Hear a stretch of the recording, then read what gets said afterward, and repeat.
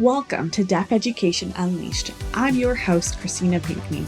Join me as we debunk misconceptions and break down barriers to unleash the incredible potential of deaf and hard of hearing children worldwide.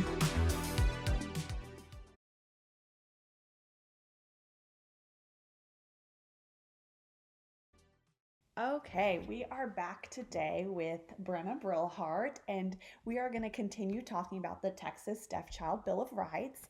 So my next question for you, Brenna, is how does the bill address the importance of having peers who can communicate with deaf and hard of hearing children? Yeah, that is absolutely part of the bill. It says that children who are deaf and hard of hearing need to have an education in a place where they have peers and staff who utilize the same communication mode. When we're thinking about child language development, a child needs to have peer access. They need to see older peers who are more fluent with language so that they can pick it up incidentally. A child who is deaf will not progress the way that they should if they are in isolation. This is one of the many reasons why we have regional day school programs with cluster sites, is so that we can get children who use a similar modality in the same location so that they're not isolated from each other. Yeah, I kind of wanted to tell a story. One time we had a family come to our program, and this child had never seen anyone else with hearing aids. And we have a wonderful counselor who has hearing aids as well, and he's deaf himself. And the child lit up when he saw someone with hearing aids and pointed and said, "Oh, same, same." And I think that's a huge part of why the cluster sites and the RDSPD is so important, so that the children can see they're the same. There's other people like them. You're not alone. I completely agree that that is one of the many benefits that a cluster site provides, is that community and social emotional support. Okay. How does the bill involve parents, legal guardians, family members with making decisions about deaf and hard of hearing students? Yes, the bill talks about the family's input in the unique mode of communication that their child will use.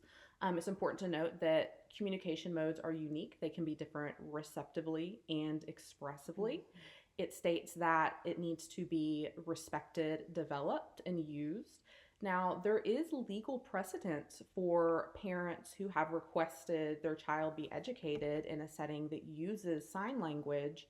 And in these due process cases, the school district has brought conclusive evidence showing that the child does not require sign language. However, the way the bill is written, if the parent chooses for sign language to be part of that child's unique communication mode, then the school system is legally obligated to provide it, whether the school system feels that that child requires it or not.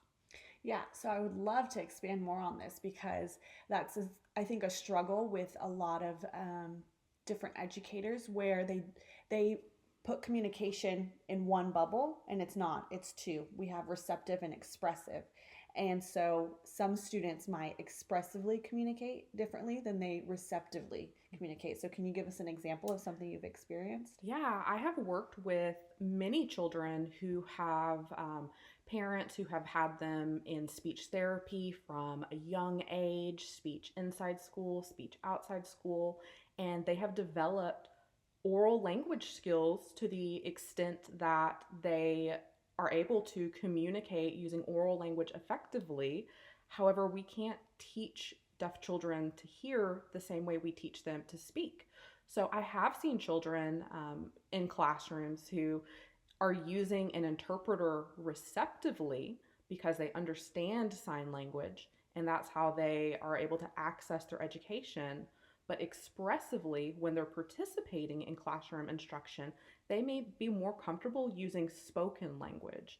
I think that it's important to remember the distinction that just because a child is able to use spoken language does not mean that they do not require sign language receptively.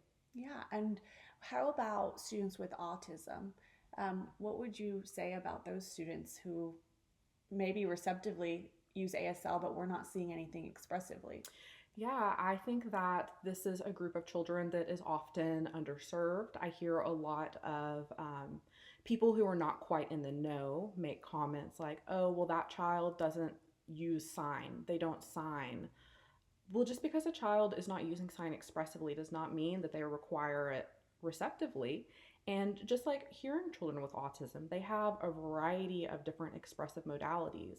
This is where we may look at a child and try to implement something like a simple picture exchange system or object communication, continuing to provide them sign language receptively, but building on whatever language skills they have expressively. And that may mean using different kinds of assistive technology, AAC, communication devices.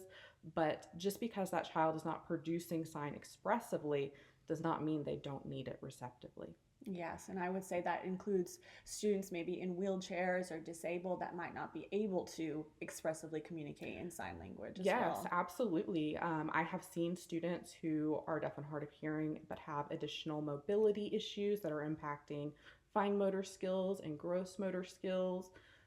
They still require sign receptively, but expressively. I have seen some kiddos out there using high-tech AAC, iPads. We have a very young student now that I'm aware of that we are working on eye gaze with him and his AAC to give him an expressive means of communication. That's awesome. That's great.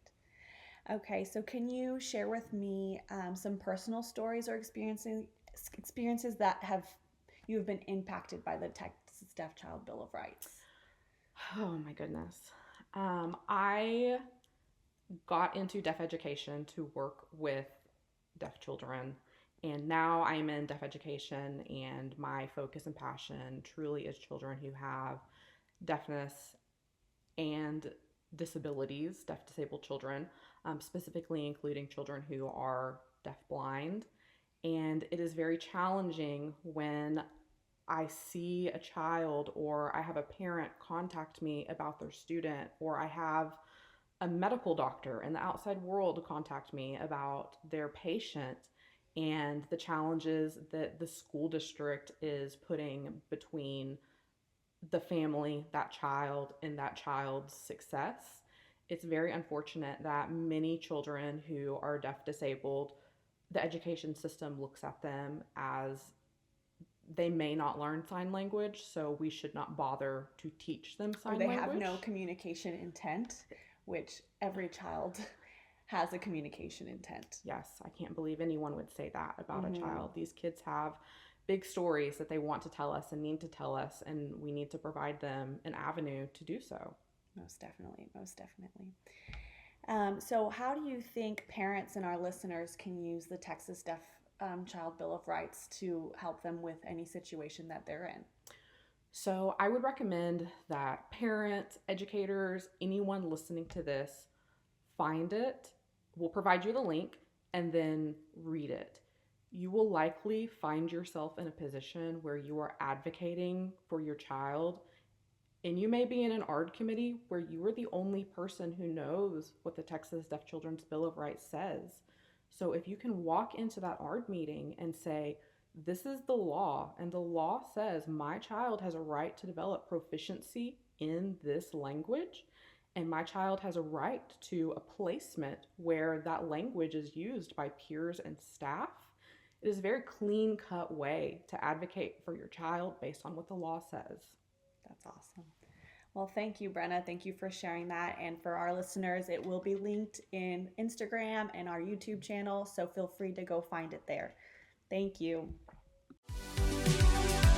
Join me on this journey as we release new episodes every Tuesday. Make sure you subscribe. And also, if you have any deaf and hard of hearing friends or family members, we do have this podcast available on YouTube, fully ASL interpreted with closed captions. The link is in the bio, so make sure you head that way. So thank you guys for joining, and I'm so excited to begin this journey.